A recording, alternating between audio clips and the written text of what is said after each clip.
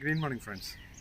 ഇന്ന് നമ്മൾ ഒരു ഷോർട്ട് വീഡിയോ ചെയ്യുന്നത് ഒരു പ്രധാന വ്യത്യാസം നമ്മുടെ ഭക്ഷണത്തിലുണ്ടാകുന്ന വ്യത്യാസം കാണിച്ചു തരാൻ വേണ്ടിയിട്ടാണ്.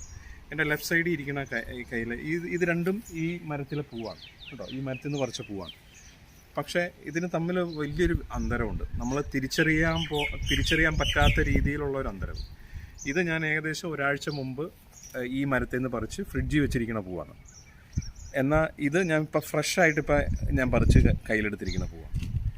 പക്ഷേ നമ്മളെ കാഴ്ചയിൽ വലിയ ഡിഫറൻസ് ഇത് കാണുന്നില്ലെങ്കിലും ന്യൂട്രീഷൻ വാല്യൂവിലുണ്ടാകുന്ന ഡിഫറൻസ് അത് ഹ്യൂജാണ്. കാരണം നമ്മളെപ്പോഴും നമ്മളത് നിസ്സാരവൽക്കരിക്കുകയും അത് സാരമില്ലെന്ന് വിചാരിക്കുകയും ചെയ്യുന്ന ഒരു കോൺസെപ്റ്റാണ്.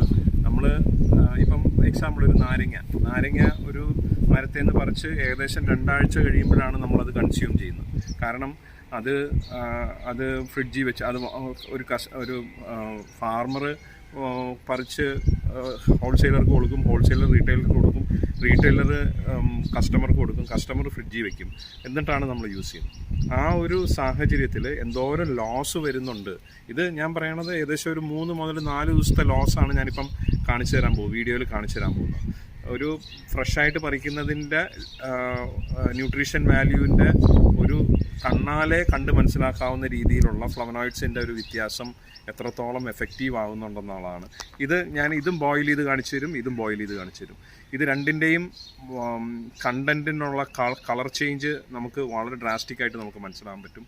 അതിൽ നിന്ന് എന്താ മനസ്സിലാകുന്നത് പറഞ്ഞാൽ ടേസ്റ്റിലും ഫ്ലവനോയിഡ്സിലും ഉണ്ടാകുന്ന ഒരു എക്സ്ട്രാക്ഷനിലുണ്ടാകുന്ന ഒരു വ്യത്യാസം ബോധ്യപ്പെടുത്തി തരാൻ വേണ്ടിയിട്ടാണ്. അതുകൊണ്ട് ന്യൂട്രീഷൻ വാല്യൂ എങ്ങനെയാണ് കുറയുന്നത്, നമ്മൾ പലപ്പോഴും ചിന്തിക്കുന്നതെന്ന് പറഞ്ഞു കഴിഞ്ഞാൽ നമ്മൾ ഭക്ഷണം കഴിക്കുന്നത് ഫ്രിഡ്ജിൽ വെച്ച് കഴിച്ചു കഴിഞ്ഞാൽ ഒരു കുഴപ്പമില്ല എന്നുള്ള ഒരു കോൺസെപ്റ്റാണ്. ഫ്രിഡ്ജിൽ വെച്ച് കഴിക്കുന്നതിൽ കുഴപ്പമില്ല. പക്ഷേ fresh fruits and vegetables, locally available fresh fruits and vegetables എന്ന് പറയുന്ന കോൺസെപ്റ്റ് എന്തുകൊണ്ടാണ് ഇത്ര ന്യൂട്രീഷൻ വാല്യൂ ഉണ്ടാക്കുന്നത് എന്ന് ബോധ്യപ്പെടുത്തി തരാൻ കൂടിയാണ് ഈ വീഡിയോ. അതുകൊണ്ട് തന്നെ നമ്മളെപ്പോഴും ഫ്രഷ് ഫ്രൂട്ട്സ് ആൻഡ് വെജിറ്റബിൾസ്, ചെറിയൊരു ഗാർഡൻ, വീട്ടിലൊരു ചെറിയൊരു പച്ചക്കറി തോട്ട, കുറച്ച് ഫ്രൂട്ട്സോ ആയിക്കോട്ടെ, അത് നമ്മുടെ വീട്ടിൽ എത്രത്തോളം നിയറായിട്ട് നമുക്ക് ചെയ്യാവുന്നോ, നമ്മൾ എത്രത്തോളം ഫാസ്റ്റായിട്ടാണോ ഒരു മരത്തിൽ നിന്നോ അല്ല ഒരു ചെടിയിൽ നിന്നോ പറിച്ച് നമുക്ക് ഫുഡായിട്ട് പ്രിപ്പയർ ചെയ്ത് നമുക്ക് കഴിക്കാൻ സാധിക്കുന്നു, ആ ഒരു ടൈം ഡിലേ എത്രത്തോളം കുറയ്ക്കാൻ പറ്റുന്നു അത്രത്തോളം നമുക്ക്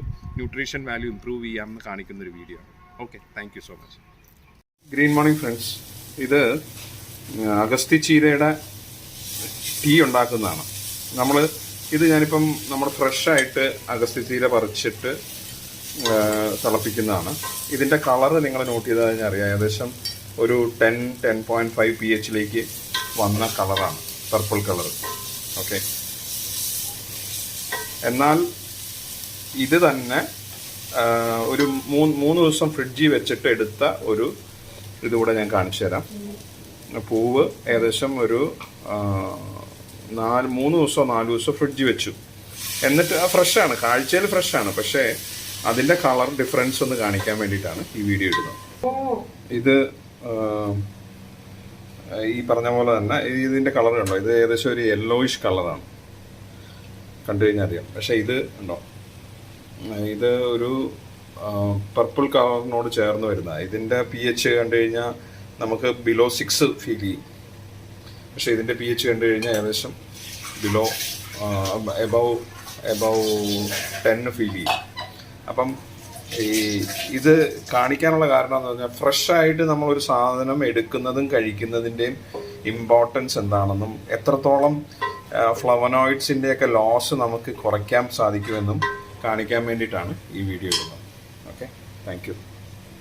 ഇതാണ് ആ 2 കളർ ഡിഫറൻസ് വളരെ എഫക്റ്റീവായിട്ട് കാണാൻ വേണ്ടിയിട്ടാണ് ഈ ഗ്ലാസ്സിലെടുത്തിരിക്കുന്നത്. ഇതിനകത്ത് ഇനി നമ്മൾ ലെമണും അതുപോലെ ഹണിയും കൂടെ മിക്സ് ചെയ്തിട്ടാണ് ഈ ഒരു ടീ പ്രിപ്പയർ ചെയ്യുന്നത്. ഇത് ലെമൺ ആഡ് ചെയ്ത് കഴിഞ്ഞതിന് ശേഷമുള്ള ഒരു കളർ ചേഞ്ചാണ് ഈ കാണിക്കുന്നത്.